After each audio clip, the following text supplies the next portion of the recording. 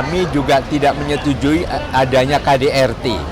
Ya, bagaimana juga ini sudah ada undang-undangnya bahwa pelaku KDRT juga bisa terkena sanksi pidana.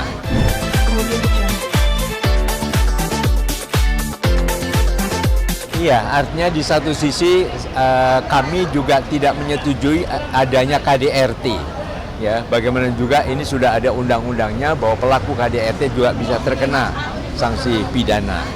Tapi di sisi lain juga ada unsur anak yang harus mendapat perhatian. Maka manakala sudah bisa diyakinkan bahwa salah satu tidak akan melakukan kekerasan lagi, tidak akan mengulang ini kekerasan lagi, atau kemudian juga ada catatan kalau sampai melakukan kekerasan lagi maka akan mendapatkan sanksi pidana yang lebih berat, maka manakala itu sudah ada kesadaran bersama demi kepentingan terbaik bagi anak, maka itu adalah yang terbaik.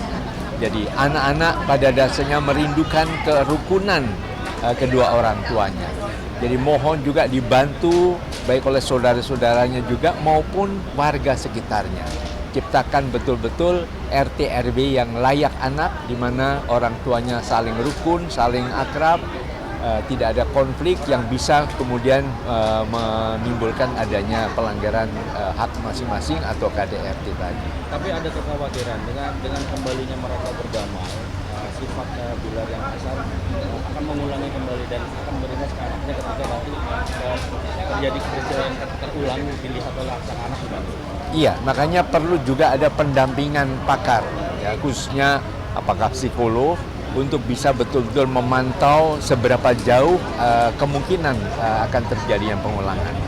Jadi tentu ibaratnya melindungi anak perlu orang sekampung, maka mohon juga melibatkan unsur warga atau keluarga dari kedua pasangan ini, kemudian juga pendampingan dari pakarnya, sehingga diharapkan agresivitas, naluri-naluri untuk melawan KDRT itu bisa betul-betul di treatment secara ramah keluarga, sehingga betul-betul tidak akan terulang lagi kejadian. Dari hasil pengalaman Kak Seto, dari kasus yang serupa yang dialami oleh Resiro, apakah si pelaku ini mengulangi kembali ketika mereka melakukan perdamaian? Dari pengalaman Kak Seto? Ya, pengalaman saya adalah waktu saya mendampingi dua keluarga yang juga semacam demikian, maka memang perlu ada pendampingan. Artinya juga perlu komunikasi yang efektif, sehingga jangan sampai gara-gara tidak ada komunikasi, ada kesalahpahaman, kemudian mungkin kecurigaan dan sebagainya, sehingga menimbulkan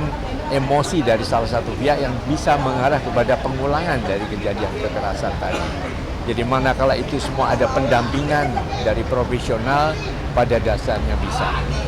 Jadi dalam hal ini saya harapkan juga itu mengundang adanya profesional yang bisa mendampingi, yang ahli di dalam treatment kerukunan keluarga, sehingga hal ini tidak akan terulang lagi demi kepentingan terbaik bagi anak. Bagaimana cara orang tua supaya anaknya seolah-olah dia tahu ada kejadian? Kenapa? Bagaimana cara orang tua supaya anaknya sendiri seolah-olah tidak tahu ada kejadian? Banyak di era teknologi di jejak digital susah ditutupi begitu maksudnya. Iya, ya memang anak-anak juga saat ini dikelilingi oleh berbagai jejak digital ya. Yang paling penting adalah bahwa suatu kesalahan itu tidak akan terulang lagi, dan kemudian sang pelaku ini, apakah ayah atau ibu ini misalnya betul-betul melakukan tindakan KDRT, ya berani meminta maaf bukan hanya kepada pasangan, tapi juga kepada anak. Jadi anak juga dilibatkan untuk bisa membantu memantau atau mengontrol orang tuanya. Misalnya ayah waktu itu kan janji kan tidak akan marah-marah, tidak akan misalnya memukul bunda dan sebagainya. Nah, itu selalu juga diingatkan. Jadi komunikasi keluarga dibangun untuk bisa membuat satu super tim lah di dalam keluarga, di mana saling diingatkan untuk tidak melakukan tindak kekerasan ataupun hal-hal yang merusak kerukunan di dalam keluarga itu.